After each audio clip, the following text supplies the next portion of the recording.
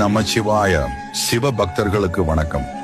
உங்கள் வாழ்வில் அமைதி நிலைக்க ஈசன் கூறும் வழி இப்பதிவினை கடைசி வரை பாருங்கள். பரம பக்தர்களே, மனித வாழ்வின் மிகப்பெரிய நோக்கம் என்ன? இறைவனை உணர்வதே அல்லவா?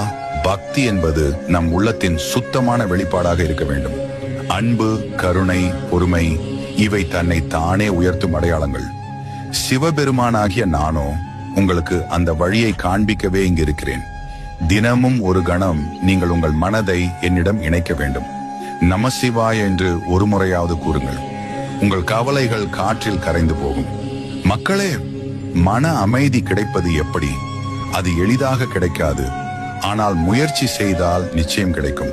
முதலில் பிறருக்கு தீங்கு செய்யாதீர்கள். உங்கள் வார்த்தைகள் மற்றவர்களை நோவிக்காதபடி பேசுங்கள். உங்கள் செய்கைகள் அனைவருக்கும் உதவியாக